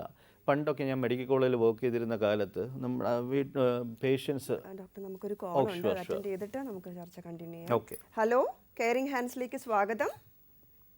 ഹലോ ഹലോ, സംസാരിച്ചോളൂ. ഹലോ ഹലോ പറയൂ മാഡം, ചോദിച്ചോളൂ. ഹലോ ചോദിക്കൂ മാഡം, ഞാൻ ചോദിച്ചോളൂ. ഹലോ യെസ്, ഹലോ, പറയൂ മാഡം. പേര് പറയൂ. ഞാൻ അമൃത സുധീറാണ്. ഓക്കെ, പറയൂ. ഹലോ, ഞാൻ അമൃത സുധീറാണ് എൻ്റെ പേര്. ഞാൻ ഡയബറ്റീസ് ഞാൻ 2 വർഷമായിട്ട് ചെയ്യുന്നുണ്ട്. പറഞ്ഞോളൂ മാഡം. എനിക്ക് ക്രിയേറ്റീവ് കൂടുതലായിരുന്നു. ഓക്കെ. എനിക്ക് ക്രിയേറ്റീവ് കൂടുതലായിരുന്നു. ഞാൻ ഇൻസുലിൻ എടുക്കുന്നുണ്ട്. ഫാസ്റ്റിൽ എനിക്ക് 380 ഉണ്ട്. ഓക്കെ. 420 വരെ ഉണ്ട്. ഓക്കെ. എന്ത് ചെയ്യണമെന്നുള്ളതാണോ സംശയം? മാഡത്തിന് ഞാൻ ചോദിക്കുന്നത് കേൾക്കാൻ കഴിയുന്നുണ്ടോ മാഡം? ഹലോ. അല്ല, ഞാൻ ചോദിക്കുന്നത് മാഡത്തിന് കേൾക്കാൻ കഴിയുന്നുണ്ടോ? മാഡം, എൻ്റെ സൗണ്ട് കേൾക്കാൻ കഴിയുന്നുണ്ടോ മാഡത്തിന്? മാഡം, ഒരു മിനിറ്റ്, ഞാൻ ചോദിച്ചോട്ടെ. ഞാൻ ചോദിക്കുന്ന മാഡത്തിന് കേൾക്കാൻ കഴിയുന്നുണ്ടോ? കേൾക്കുന്നില്ല, ഒട്ടും കേൾക്കുന്നില്ല. മാഡം, ഞാൻ ടി വി കൂടി കേട്ടോളാം. പക്ഷെ മാഡം, ഞാൻ ചോദിക്കുന്ന ചോദ്യത്തിന് അല്ലല്ല. ഓക്കെ, ടി വിയുടെ വോളിയം കൂട്ടിക്കഴിഞ്ഞാൽ ഫോൺ കിട്ടാൻ പാടായിരിക്കും. ഞാൻ ചോദിക്കുന്ന ചോദ്യം മാഡം ടി വി കൂടി ആയാലും എങ്ങനെയായാലും കേട്ടിട്ടൊന്ന് ഉത്തരം പറയുക. മാഡത്തിൻ്റെ വയസ്സ് എത്രയാണ്? പ്രമേഹ രോഗം തുടങ്ങിയിട്ട് എത്ര കാലമായി? കേൾക്കുന്നുണ്ട്. ഓക്കെ, മാഡത്തിന് നല്ല ഒരുപാട് സന്തോഷം. ഞാനിങ്ങനെ ഓക്കെ. 3 വർഷം കഴിഞ്ഞു. എത്ര വർഷം? 3 വർഷം കഴിഞ്ഞു. 3 വർഷം. 3 വർഷമേ ആയിട്ടുള്ളൂ പ്രമേഹ രോഗം തുടങ്ങിയിട്ട്? 3 വർഷം കഴിഞ്ഞു. ഓക്കെ. ഈ ക്രിയാറ്റിൻ കൂടുതൽ എന്ന് പറഞ്ഞത് എത്ര കൂടുതലായിട്ടുണ്ട്? ഏത് വാല്യൂ ആയിട്ടുണ്ട് ക്രിയാറ്റിൻ? അതിന് എത്രയായി? ക്രിയാറ്റിൻ എത്രയായിട്ടുണ്ട് ഇപ്പോൾ എത്രയാണ്? അവസാനത്തെ വാല്യൂ എത്രയാണ്? അതിപ്പോ 2 വർഷം എനിക്ക് മനസ്സിലായി മാഡം. എത്രയായി ക്രിയാറ്റിൻ? അവസാനം ക്രിയാറ്റിൻ നോക്കിയപ്പോ എത്ര ഉണ്ടായിരുന്നു പരിശോധിച്ചപ്പോൾ? മാത്രമേ പറഞ്ഞുള്ളൂ. അതിന് 5 ഡേയ്സ്. എനിക്ക് മനസ്സിലായില്ല. മാഡം ഉദ്ദേശിക്കുന്ന ക്രിയാറ്റിൻ കൂടുതലെന്ന് മാത്രമേ പറഞ്ഞോളൂ, അതിന് 5 ദിവസം മരുന്ന് തന്നു എന്നാണോ? അതിനുള്ള സാധ്യത വളരെ കുറവാണ് മാഡം. അങ്ങനെ ക്രിയാറ്റിൻ കൂടുമ്പോൾ കൂടുതലെന്ന് മാത്രം പറയാൻ സാധ്യതയില്ല. മനസ്സിലായി മാഡം. അത് ചിലപ്പോൾ എനിക്ക് തോന്നുന്നില്ല. പ്രമേഹ രോഗം കാരണം സാധാരണഗതിയിൽ പ്രമേഹം വൃക്കകളെ ബാധിച്ച് അതുകൊണ്ട് ക്രിയാറ്റിൻ കൂടിയതാണെന്ന് എനിക്ക് തോന്നുന്നില്ല. മറ്റെന്തെങ്കിലും അസോസിയേറ്റഡ് കണ്ടീഷൻ കൊണ്ടോ അല്ല ആ സമയം എന്തെങ്കിലും ചെറിയൊരു വ്യതിയാനം കണ്ടതായിരിക്കാം. മാഡത്തിന് ഇൻഫെക്ഷനോ അങ്ങനെ എന്തെങ്കിലും. അല്ലാതെ ക്രിയാറ്റിൻ കൂടുതൽ പ്രമേഹം കാരണം കൂടുമ്പോൾ നമുക്ക് 5 ദിവസം ഇഞ്ചക്ഷനും ട്രിപ്പും കൊണ്ടല്ല നമ്മൾ ചികിത്സിക്കുന്നത്. അതവിടെ ഇരുന്നോട്ടെ മാഡം. അപ്പം മാഡത്തിൻ്റെ പ്രശ്നം, മാഡം ഇപ്പോൾ എനിക്ക് തോന്നുന്നു വെറും വെയിറ്റിൽ എന്നോട് പറഞ്ഞത് 380 ആഹാരത്തിന് ശേഷം 430 ആണെന്നാണ് അല്ലേ?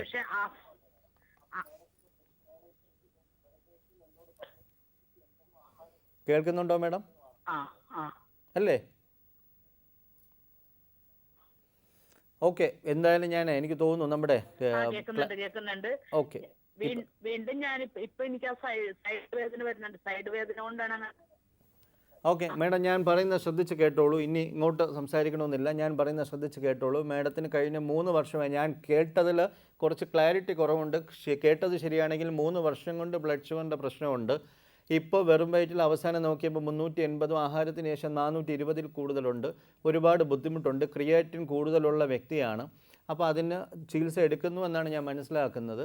അപ്പോൾ മാഡം മനസ്സിലാക്കേണ്ടത് ഒരു പ്രമേഹ രോഗമുണ്ട്, ഒരു അത്യാവശ്യം വയസ്സുണ്ട്, ക്രിയാറ്റിൻ കൂടുതലാണ്. അപ്പോൾ ഈ വെറും വയറ്റിൽ 380, ആഹാരത്തിന് ശേഷം 420 എന്ന് പറയുന്നത് നമുക്കൊരിക്കലും ഉൾക്കൊള്ളാൻ പോലും കഴിയുന്ന ഒരു വാല്യൂസ് അല്ല. അതായത് വെറും വയറ്റിൽ 100-ൽ താഴെയോ അല്ലെങ്കിൽ പരമാവധി 120-ൽ താഴെയോ നിർത്തേണ്ടടുത്താണ് മാഡത്തിന് 380 വന്നിട്ടുള്ളത്. അത് എന്തുകൊണ്ട് സംഭവിക്കുന്നു എന്ന് എനിക്ക് മനസ്സിലാകുന്നില്ല. മാഡം വളരെ ദിവസങ്ങളോ അല്ലെങ്കിൽ ഈവൻ മണിക്കൂറുകളോ കൊണ്ടുപോലും ഈ 380-നെ കുറയ്ക്കുവാനുള്ള ഒരുപാട് ചികിത്സാ രീതികളും ചികിത്സാ മാർഗങ്ങളും ഔഷധങ്ങളും നമ്മൾ വിപണിയിലുള്ളപ്പോൾ മാഡത്തിനെ പോലെ എനിക്ക് തോന്നുന്നു അത്യാവശ്യം എഡ്യൂക്കേറ്റഡ് ആയിട്ടുള്ള ഒരു വ്യക്തി, ഞാൻ പറയുന്നതിൽ വിഷമം വരാനല്ല, മാഡത്തിൻ്റെ ഈ 380, 420 ഒക്കെ ഞാൻ ആ സൗണ്ടിൽ നമ്മളെന്തോ ഒരു 5 സെൻറ്റ് സ്ഥലം നമുക്ക് കിട്ടുമ്പോൾ കിട്ടുന്ന സന്തോഷത്തിലാണ് മാഡം പറഞ്ഞതായിട്ടാണ് ഞാൻ ഈ ഫോണിൽ കൂടി മനസ്സിലാക്കിയത്. അങ്ങനെയല്ല, നമ്മൾ ഈ ഷുഗറും ഇതുമൊക്കെ നമ്മൾ ഈ കൂടി നിൽക്കുന്ന ഒരിക്കലും നമുക്ക് അതിനൊരു എന്തോ പറയും, നമുക്കൊരിക്കലും അതിനൊരു വാല്യുബിളായിട്ടല്ല നമ്മൾ കാണേണ്ടത്. ഈ 380, 420 എന്ന് പറയുന്നത് പ്രമേഹ രോഗത്തിൻ്റെ ഒരു തീവ്രമായിട്ടൊരവസ്ഥയാണ്. ഞാനത് മാഡത്തിൻ്റെ ടെൻഷൻ അടിപ്പിക്കാനോ ബുദ്ധിമുട്ടിക്കാനോ പറയുന്നതല്ല, അതിൻ്റെ കറക്റ്റായിട്ടുള്ള പിക്ചർ മാഡത്തിന് മനസ്സിലാക്കി തരുന്നതാണ്. അതുകൊണ്ട് എത്രയും പെട്ടെന്ന് മാഡത്തിന് ഇന്നെങ്കിൽ ഇന്ന്, നാളെയെങ്കിൽ നാളെ മാഡത്തിനെ ചികിത്സിക്കുന്ന ഡോക്ടറെ കൺസൾട്ട് ചെയ്യുക. ആ ഡോക്ടറുടെ ചർച്ച ചെയ്ത ഔഷധങ്ങൾ മാറ്റം വരുത്തണമെങ്കിൽ വരുത്തുക. നിർബന്ധമായിട്ട് ഇൻസുലിൻ എടുക്കണം. ഇൻസുലിൻ്റെ എടുക്കുകയാണെങ്കിൽ അതിൻ്റെ ഡോസ് മാറ്റണം, അല്ലെങ്കിൽ ഇൻസുലിൻ തന്നെ മാറ്റണം. ഭക്ഷണം ക്രമീകരിക്കേണ്ടി വരും, വ്യായാമം വേണ്ടി വരും. എന്തായാലും മനസ്സിലാക്കുക, 380, 420 എന്ന് പറയുന്ന വാല്യൂസ് ഒരു കാരണവശാലും നമുക്ക് ഉൾക്കൊള്ളുവാൻ കഴിയുന്ന കാര്യമല്ല. ഇത് ഞാൻ എല്ലാ പ്രേക്ഷകർക്കും മനസ്സിലാകുവാനായിട്ട് പറയുകയാണ്. വെറും വയറ്റിൽ 380 നമുക്ക് ഒരിക്കലും നമുക്ക് പ്രമേഹ രോഗ ചികിത്സയിൽ ഒരിക്കലും നമുക്ക് അടിസ്ഥാനപരമായി നമുക്ക് യോജിക്കാൻ പറ്റുന്നൊരു വാല്യൂ അല്ല. എത്രയും വേഗം ചികിത്സാ രീതിയിൽ മാറ്റം വരുത്തുക. കാരണം എനിക്ക് മാഡം കഴിക്കുന്ന ഔഷധങ്ങളോ ബാക്കി ഡീറ്റെയിൽസോ ചോദിച്ചെടുക്കുവാനുള്ള സാങ്കേതിക തടസ്സം വരുന്നുണ്ട് ഫോണിൽ. അതുകൊണ്ടാണ് ഞാൻ ഇങ്ങനെ പറഞ്ഞു തരുന്നത്. ഔഷധങ്ങൾ കഴിക്കുന്നുണ്ടെങ്കിൽ അത് ഔഷധം മാറ്റണം. കഴിക്കുന്നത് കറക്റ്റ് അല്ല എന്നുണ്ടെങ്കിൽ അത് കറക്റ്റാക്കുക. എത്രയും പെട്ടെന്ന് മാഡം ഇത് ചെയ്യുക. ഇനി കൂടുതൽ ഡീറ്റെയിലായിട്ട് സംസാരിക്കണമെന്നുണ്ടെങ്കിൽ ഈ പ്രോഗ്രാമിന് ശേഷം ഇതിൽ കാണിച്ചിരിക്കുന്ന നമ്പറിൽ വിളിക്കുക. എൻ്റെ അടുത്ത് പേഴ്സണലി സംസാരിക്കണമെന്നുണ്ടെങ്കിൽ അങ്ങനെ സംസാരിക്കുക. എന്തായാലും എത്രയും പെട്ടെന്ന് തന്നെ ഇന്നെങ്കിൽ ഇന്ന് ഞാൻ പറയുന്ന ടെൻഷൻ അടിച്ച് ഇതാകരുത്. ഓൾറെഡി നമ്മൾ കോവിഡ് കാരണം നമ്മൾ എല്ലാവരും ടെൻഷനിലാണ്. അതിൻ്റെ കൂടെ ഈ ടെൻഷനും കൂടി വരരുത്. പക്ഷേ പ്രമേഹ രോഗത്തിൻ്റെ ആ അടിസ്ഥാനപരമായ കാര്യങ്ങൾ നമ്മൾ മനസ്സിലാക്കുക. കാരണം ഹൃദയാഘാതം, പക്ഷാഘാതം, വൃക്കത്തകരാറ്, കാഴ്ചശക്തി നഷ്ടപ്പെടുക, കാലുകൾ മുറിച്ചു ഇതെല്ലാം ഒഴിവാക്കുന്നതിലൊക്കെയാണ് നമ്മൾ ഈ ഷുഗർ നോർമലാക്കുന്നത്. അത് മാഡത്തിൻ്റെ ഈ വാല്യൂസിൽ ഒരു കാരണവശാലും എൻ്റർടൈനബിൾ അല്ല. എത്രയും പെട്ടെന്ന് തന്നെ രക്തത്തിലെ ഗ്ലൂക്കോസിൻ്റെ അളവ് നോർമലാക്കി വളരെ നോർമലായിട്ടുള്ള ലൈഫ് എല്ലാവരും, പ്രമേഹം ഇല്ലാത്തവരും പ്രമേഹം ഉള്ളവരും നമ്മൾ ഈ ജീവിത രീതിയിൽ യാതൊരു വ്യത്യാസമില്ല. അതുപോലെ വളരെ സന്തോഷത്തോടെ ജീവിക്കാൻ കഴിയും. പക്ഷേ ശ്രദ്ധിക്കേണ്ട ഈ കൊച്ചു കൊച്ചു കാര്യങ്ങൾ ശ്രദ്ധിച്ചാൽ 100% നമുക്ക് ജീവിതം വിജയത്തിലോട്ട് എത്തിച്ചേർക്കാൻ കഴിയും. Okay madam, fine. വിളിച്ചതിന് ഒരുപാട് നന്ദി. സ്ക്രീനിൽ കാണുന്ന നമ്പറിലേക്ക് എപ്പോൾ വേണമെങ്കിലും നിങ്ങൾക്ക് ഡോക്ടറോട് സംസാരിക്കാൻ വിളിക്കാം. പോരാത്തതിന് മെസ്സേജസ് അയക്കാൻ വേണ്ടി നമുക്കൊരു വാട്സാപ്പ് നമ്പറുണ്ട്, 8086114443. ഇതിലേക്ക് സംശയങ്ങൾ എഴുതി ചോദിക്കാം. ഡോക്ടർ, നമുക്കൊരു വാട്സാപ്പ് മെസ്സേജ് ഉണ്ട്. My name is Neelakandan from Palakkad. I am taking Obimets, Starvoct, Telmiget, Setamet plus last H ബേക്ക് is on lab 6.4 and same time another lab 6.9. How this can happen? I am diabetic for more than 12 years. Okay, അദ്ദേഹത്തെ നീലകണ്ഠൻ എന്ന് പറയുന്ന ഒരു sir ഇവിടെ ചോദിച്ചിരിക്കുന്ന സംശയമാണ്. കഴിഞ്ഞ 12 വർഷമായിട്ട് പ്രമേഹ രോഗമുണ്ട്, ഒരുപാട് ഔഷധങ്ങളുണ്ട്, ആ ഔഷധങ്ങളെല്ലാം കറക്റ്റായിട്ട് കഴിക്കുന്നു. HbA1c HbA1c അല്ലേ പറഞ്ഞിരിക്കുന്നത് അല്ലേ? ഒരു സ്ഥലത്ത് നോക്കിയപ്പോൾ 6.5 കണ്ടു, മറ്റൊരു സ്ഥലത്ത് നോക്കിയപ്പോൾ 6.9 കണ്ടു. അങ്ങനെയല്ലേ ഉദ്ദേശിക്കുന്നത്? അതായത് എന്തുകൊണ്ട് സംഭവിക്കുന്നത്? ഇത് എന്നെയും കൂടി കുഴയ്ക്കുന്ന ഒരു ചോദ്യമാണ്. അതായത് ഒരു ലാബിൽ ഇത് കണ്ടു, മറ്റൊരു ലാബിൽ അത് കണ്ടു എന്നുള്ളത്. സാർ പാലക്കാട് നിന്നാണ് വിളിക്കുന്നത് ഉള്ളതുകൊണ്ട്, ട്രിവാൻഡ്രം അല്ല എന്നുള്ളത് കൊണ്ട് തന്നെ എനിക്കൊരു സമാധാനമുണ്ട്. സാർ എന്തായാലും മനസ്സിലാക്കേണ്ടത്, നമുക്ക് HbA1c പരിശോധന അങ്ങനെ ഓരോ ലാബിലും നമുക്ക് ഒരുപാട് ഡിഫറൻസിൽ വരാൻ സാധ്യത ഉള്ളൊരു പരിശോധനയല്ല. ഉദാഹരണത്തിന് നമുക്ക് ബ്ലഡ് ഷുഗർ ഒരു ലാബിൽ ചെയ്യുമ്പോൾ 200 ആണെങ്കിൽ അടുത്തൊരു ലാബിൽ 170 180 വരുന്നത് ചിലപ്പോൾ സ്വാഭാവികം, വരാൻ പാടില്ല, പക്ഷേ സംഭവിക്കാറുണ്ട്. പക്ഷേ അതുപോലെ സംഭവിക്കാൻ ചാൻസ് ഉള്ള ഒരു പരിശോധനയല്ല HbA1c. സാധാരണഗതിയിൽ അപ്പോൾ സാർ ഇപ്പോൾ എത്ര ദിവസത്തെ ഗ്യാപ്പിലോ എത്ര ടൈം ഗ്യാപ്പിലാണെന്നുള്ളത് എനിക്കറിയില്ല. പക്ഷേ നമ്മൾ അതിലൊക്കെ വ്യത്യാസം വരും. ഇന്നിപ്പോൾ എടുത്തു, അല്ല അടുത്ത ആഴ്ച എടുത്തു, അല്ലെ 2 ദിവസം കഴിഞ്ഞ് ചെറിയ വ്യത്യാസം വരും. പക്ഷേ സാധാരണഗതിയിൽ ഒരേ സമയം പരിശോധിക്കുമ്പോൾ മാക്സിമം വരുന്ന ഒരു ഡിഫറൻസ് എന്ന് പറയുന്നത് 0.5 വരാവൂ.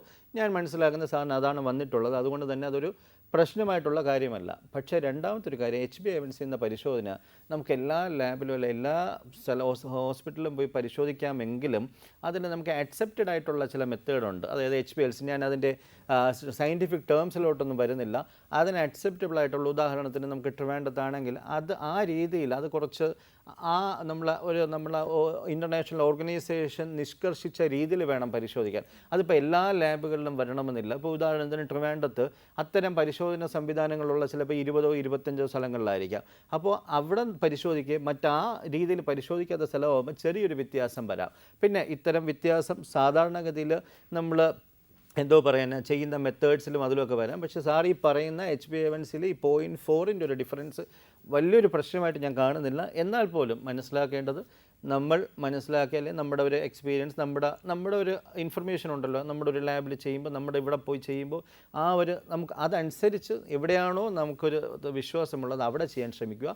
സാധാരണഗതിയിൽ ഒരു 0.5ക്ക് അപ്പുറം ഒരു വ്യത്യാസം വരാൻ പാടില്ല. അങ്ങനെ വരികയാണെങ്കിൽ അത് നമ്മൾ എന്തുകൊണ്ടാണെന്ന് നോക്കണം. സാധാരണ അങ്ങനെ വരാൻ പാടില്ല. ഓക്കെ, നമുക്കൊരു കോൾ ഉണ്ട് ഡോക്ടർ, കണക്ട് ചെയ്യാം.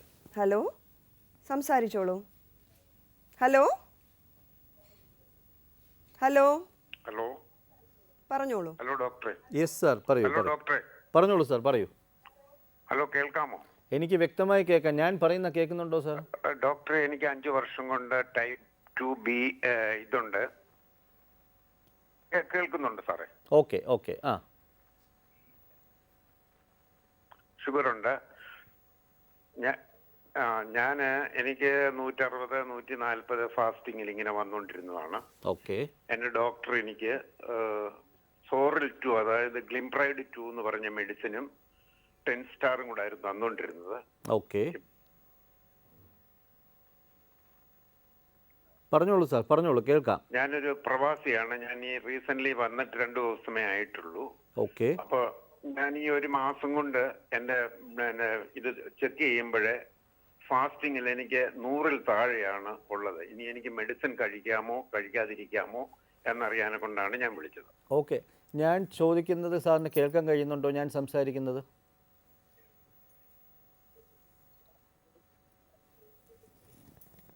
കേൾക്കാം, ധൈര്യം. Okay okay. അങ്ങയുടെ വയസ്സ് എത്രയാണ് സാർ? പറഞ്ഞോളൂ ഡോക്ടർ. അല്ലല്ല, അങ്ങയുടെ വയസ്സ് ഞാൻ ചോദിച്ചിട്ട് ഉത്തരത്തിന് വെയിറ്റ് ചെയ്യുകയാണ്. 68. ഓക്കെ, എത്ര വർഷമായി പ്രമേഹ രോഗം ആരംഭിച്ചിട്ട്?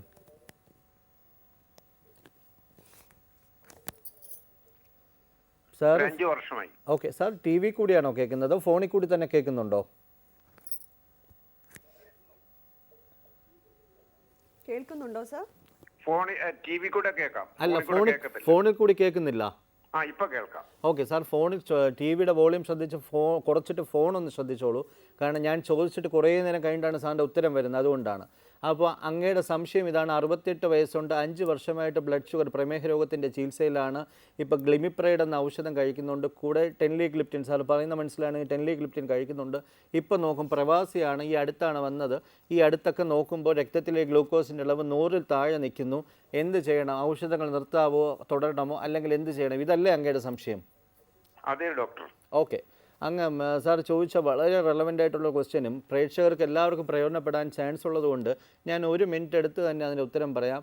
അങ്ങ് പ്രമേഹ രോഗമുണ്ട്, പ്രമേഹ രോഗത്തിൻ്റെ ഔഷധങ്ങൾ കഴിക്കുന്നു, ബ്ലഡ് ഷുഗർ പെർഫെക്റ്റ് ആയിട്ട് കൺട്രോളാണ്. അപ്പോൾ ആദ്യം മനസ്സിലാക്കേണ്ടത്, നമ്മൾ ഈ സാധാരണ ഒരു രോഗത്തിന് കഴിക്കുന്ന പോലെ, ഉദാഹരണത്തിന് ഞാൻ നേരത്തെ പറഞ്ഞ ന്യൂമോണിയ അല്ലെങ്കിൽ മറ്റെന്തെങ്കിലും രോഗം, ആ രോഗത്തിന് നമ്മളൊരു ഔഷധം നമ്മൾ തുടങ്ങിക്കഴിഞ്ഞാൽ നമുക്കൊരു പീരീഡ് കഴിയുമ്പോൾ നമുക്കത് ഒഴിവാക്കാൻ കഴിയും.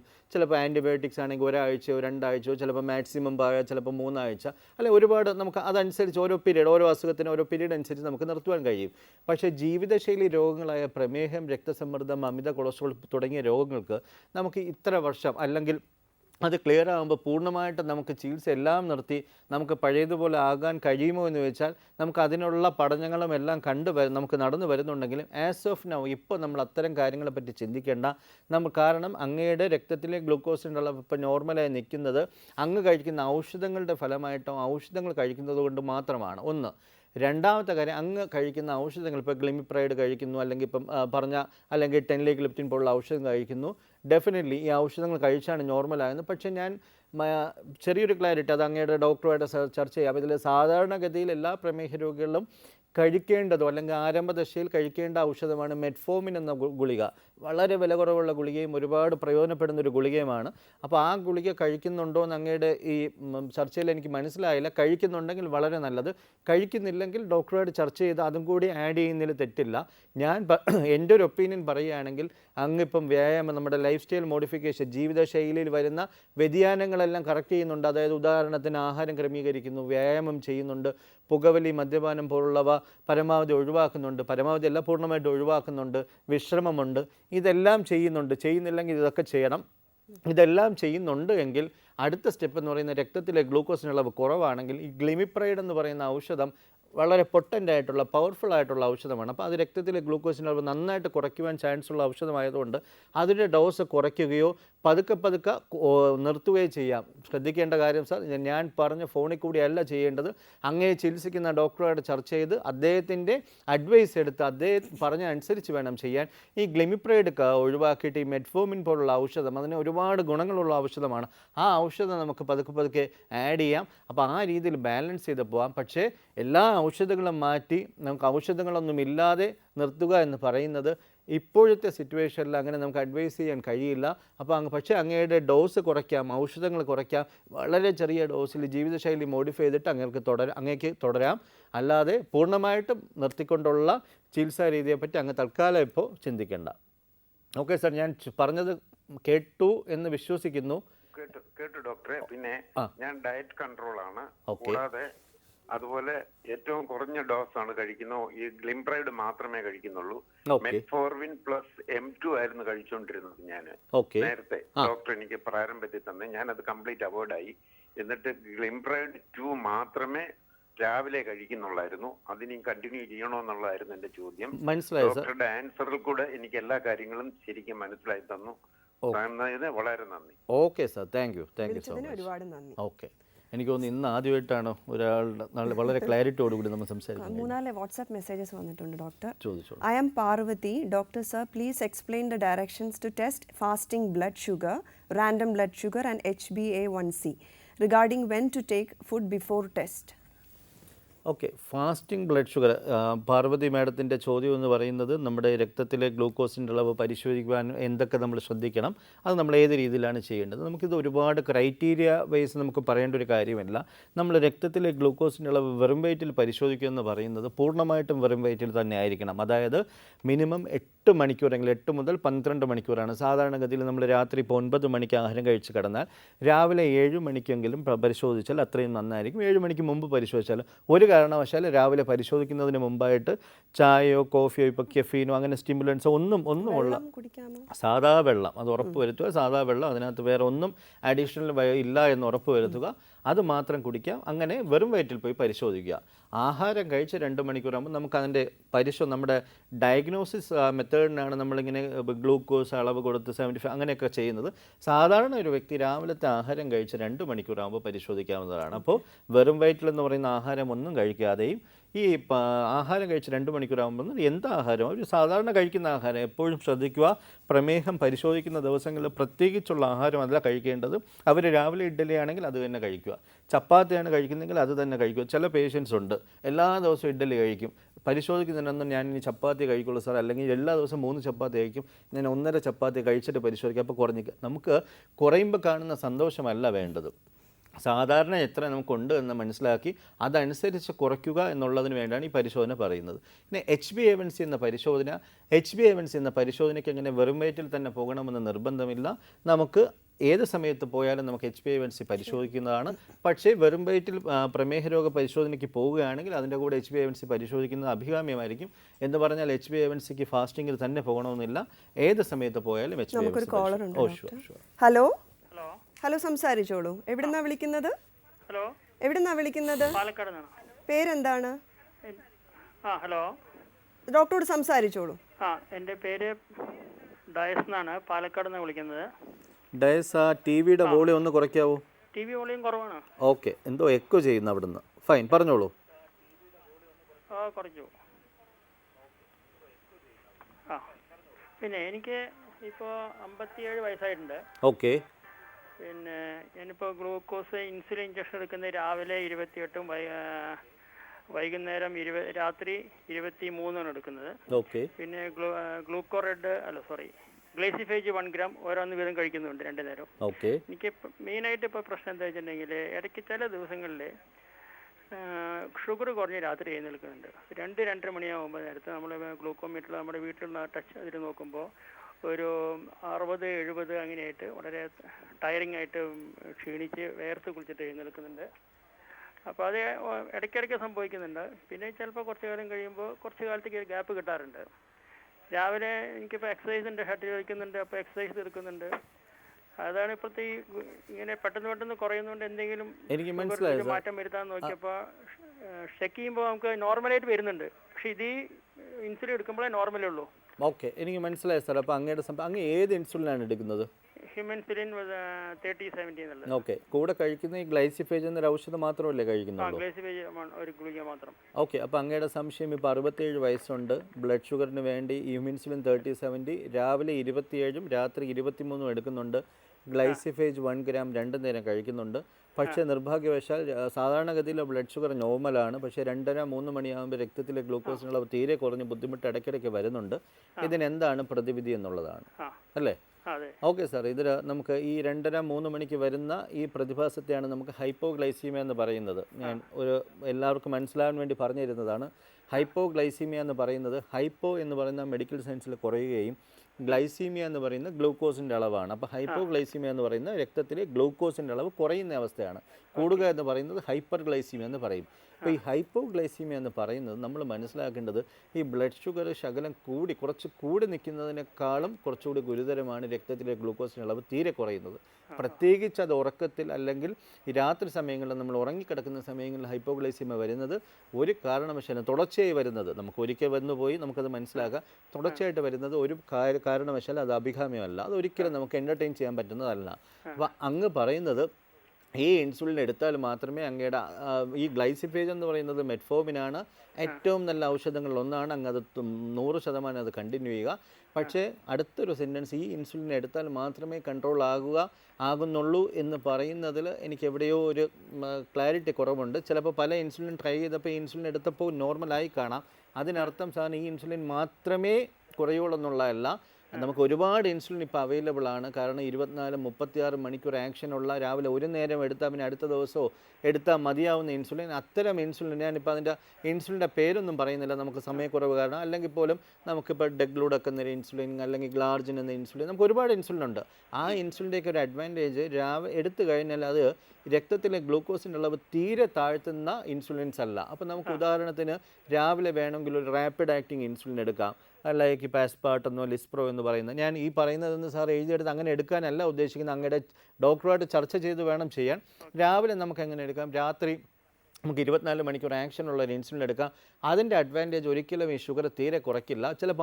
ചിലപ്പോൾ കുറച്ച് ദിവസങ്ങളിൽ ഈ ഷുഗർ കൺട്രോളിൽ ചെറിയൊരു ബുദ്ധിമുട്ട് വരാം. എന്നാൽ പോലും ഞാൻ മനസ്സിലാക്കുന്നത് ശരിയാണെങ്കിൽ 100% അത് കൺട്രോളിൽ വരുമെന്നുള്ളതാണ്. രണ്ടാമത്തെ ഒരു കാര്യം ശ്രദ്ധിക്കേണ്ടത്, ഈ രാവിലെ 2:30-3 മണിക്കും ഷുഗർ കുറയുന്നത് നമ്മുടെ ഒരു ടെർമിനോളജിയിൽ അത് നമുക്കതിൻ്റെ കാര്യമില്ലെങ്കിൽ പോലും നമുക്ക് സൊമോഗി ഫിനോമിനെന്നോ അങ്ങനെ നമ്മുടെ ഈ മെഡിക്കൽ സയൻസിൽ നമ്മൾ ഡിസ്ക്രൈബ് ചെയ്യുന്ന ചില ടെർമിനോളജീസ് ഉണ്ട്. അപ്പോൾ അതാണോ എന്ന് മനസ്സിലാക്കുവാനായിട്ട് അങ്ങയുടെ ഡോക്ടറുമായിട്ട് തന്നെ ചർച്ച ചെയ്യുക. അദ്ദേഹം പറയുന്ന രീതിയിൽ പരിശോധിച്ച് കഴിഞ്ഞാൽ അതാണോ എന്ന് മനസ്സിലാക്കുക. അങ്ങനെയാണെങ്കിൽ അത് നമുക്കൊന്ന് മോഡിഫൈ ചെയ്യേണ്ടത്. എന്താണ് ഉദ്ദേശിക്കുന്നത് സാർ? അത് ജസ്റ്റ് വെളുപ്പിന് രാത്രി 2:30-3 മണി സമയത്ത് രക്തത്തിലെ ഗ്ലൂക്കോസിൻ്റെ അളവ് തീരെ കുറഞ്ഞിട്ട് വെളുപ്പിന് നോക്കുമ്പോൾ അത്ര തീരെ കുറവായിരിക്കില്ല, കുറച്ച് കൂടുതലായിരിക്കും. അത് ഞാൻ ആ ടെർമിനോളജി എല്ലാവരും ഇപ്പം അറിയണമെന്നല്ല ഞാൻ പറഞ്ഞത്. പക്ഷേ ഡോക്ടറുമായിട്ട് ചർച്ച ചെയ്തിട്ട് ഈ രാത്രി 2:30-3 മണിക്ക് സമയം മാത്രമായിട്ട് കുറയുന്ന ഒരു പ്രശ്നമാണ് വരുന്നതെങ്കിൽ അങ്ങനെ എന്തെങ്കിലും പ്രശ്നമുണ്ടോ എന്ന് ഡോക്ടറുമായിട്ട് ചർച്ച ചെയ്യുക, അത് കറക്റ്റ് ചെയ്യാൻ ശ്രമിക്കുക. എന്തായാലും അങ്ങിപ്പോൾ ചെയ്യേണ്ടത് ഈ ഹ്യൂമൻസുലിൻ 3070 ഒന്നുകിൽ ഡോസ് 23 എന്നുള്ളത് രാത്രി നിർബന്ധമായിട്ട് അത് വ്യത്യാസപ്പെടുത്തി അതിനനുസരിച്ച് ഔഷധങ്ങളിലോ മറ്റ് മാറ്റങ്ങൾ വരുത്തുക. അല്ല എന്നുണ്ടെങ്കിൽ രാത്രിയുള്ള ഈ ഹ്യൂമൻസുലിൻ മാറ്റി മറ്റെന്തെങ്കിലും ഇൻസുലിനോ ഔഷധങ്ങളോ മാറ്റുക. കാരണം രക്തത്തിലെ ഗ്ലൂക്കോസിൻ്റെ അളവ് 200, 220, 250 ആയി നിൽക്കുന്നതിനേക്കാളും ഡേഞ്ചറാണ് ഷുഗർ തീരെ കുറഞ്ഞ് 50, 60, 40 ആകുന്നത്. അങ്ങയുടെ വയസ്സ് പ്രത്യേകിച്ച് 65 കൂടുതലായതുകൊണ്ട് നമുക്ക് ഒരിക്കലും അത്തരം റിസ്ക് എടുക്കരുത്. അതുകൊണ്ട് ഈ ഹൈപ്പോഗ്ലൈസീമിയ വരുന്നു എന്നുള്ളത് വളരെ പ്രാധാന്യത്തോടെ കണ്ട് അങ്ങയുടെ ഡോക്ടറുമായിട്ട് ചർച്ച ചെയ്ത് അത് വരാതിരിക്കുവാൻ എന്ത് ചെയ്യണം എന്നുള്ള രീതിയിൽ മനസ്സിലാക്കി അതനുസരിച്ച് മുന്നോട്ട് പോവുക. Okay sir. Thanks for calling. ഒരു കോളും കൂടെ ഉണ്ട് ഡോക്ടർ. ഹലോ, കെയറിംഗ് ഹാൻഡിലേക്ക് സ്വാഗതം. ആരാണ് സംസാരിക്കുന്നത്? ഹലോ, പറയൂ. ആ എവിടെ നിന്ന് വിളിക്കുന്നു? ഇത് തലശ്ശേരിന്ന്. ആയിക്കോട്ടെ, സംസാരിച്ചോളൂ, ഡോക്ടറോട് സംസാരിച്ചോളൂ.